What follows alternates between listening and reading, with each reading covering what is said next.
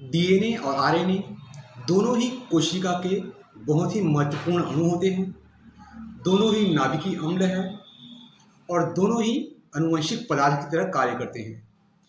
अधिकतर ऑर्गेनिजम्स में डीएनए आनुवंशिक पदार्थ है और कुछ खास वायरसेस में आरएनए एक आनुवंशिक पदार्थ की तरह कार्य करता है, जैसे कि रिट्रोवायरस। ज़्यादातर जो पादप रोग होते हैं उनके जो पैथोजेंस होते हैं उसमें आरएनए ही आनुवंशिक पदार्थ होता है। अब इनमें डीएनए और आरएनए में कौन सा बेहतर आनुवंशिक पदार्थ है, यह जानने से पहले आइए देखते हैं आनुवंशिक पदार्थ में ऐसे कौन से खास गुण होने चाहिए। आनुवंशिक पदार्थ स्टेबल होना चाहिए, स्थायी होना चाहिए, तभी यह सूचनाओं को एक पीढ़ी से दूसरी पीढ़ी, दूसरी पीढ़ी से तीसरी पीढ़ी क्रमशः बिना किसी बदलाव के सेम टू सेम ले जा सके। आनुवंशिक पदार्थ में सूचनाओं को संग्रहित करने का क्षमता होना चाहिए।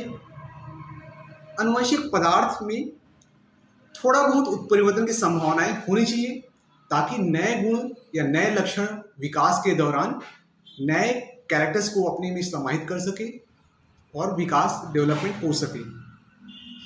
आनुवंशिक पदार्थ में ऑटो करेक्शन भी होना चाहिए। अगर थोड़ा बहुत टूट फूट होता है तो उसको खुद ही रिपेयर कर सके, तभी कई सालों तक आनुवंशिक पदार्थ एक सेम टू सेम बना रह सकता है। आइए इन क्राइटेरियाज के आधार पर हम लोग डीएनए और आरएनए की तुलना करते हैं। DNA deoxy ribo nucleic acid, RNA ribo nucleic acid. DNA में डबल हेलिक्स मॉडल रहता है, यानी कि पॉलीन्यूक्लियोटाइड की दोहरी श्रृंखलाएं रहती है। आरएनए में पॉलीन्यूक्लियोटाइड की एकल श्रृंखला होती है। डीएनए दो श्रृंखला की बनी रहती है, इसलिए वह ज़्यादा स्टेबल है। दो पॉलीन्यूक्लियोटाइड की जो श्रृंखलाएं रहती है आपस में हाइड्रोजन बंध के द्वारा एक दूसरे से जुड़ी भी रहती है।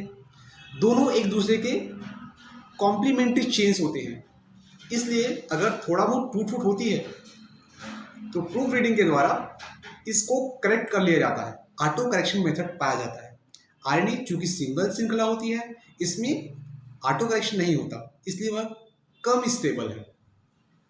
डीएनए में डीऑक्सी राइबोस शुगर होता है, अर्थात हाइड्रोक्सिल जो समूह है वह केवल एक पाया जाता है, इसलिए वह ज़्यादा स्थायी है। आरएनए में राइबोस शुगर होता है। राइबोस शुगर में हाइड्रोक्सिल समूह 2 होता है।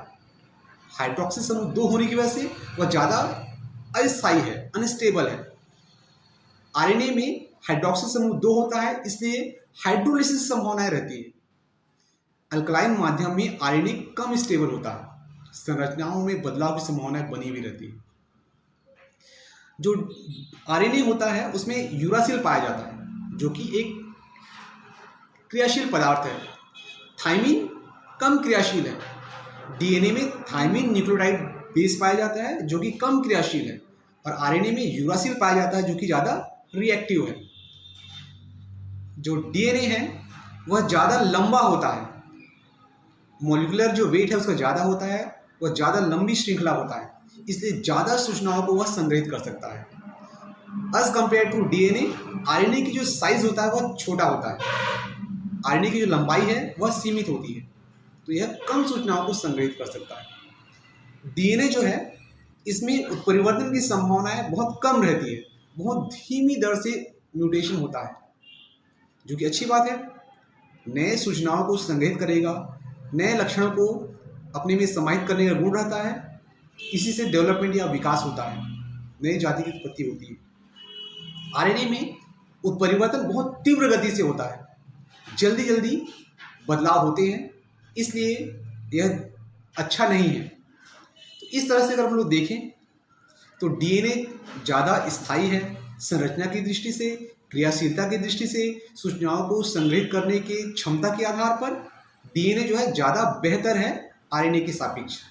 आरएनए ज़्यादा क्रियाशील है, ज़्यादा रिएक्टिव है, स्टेबल नहीं है, इसलिए डीएनए ही बेहतर आनुवंशिक पदार्थ है। Thank you.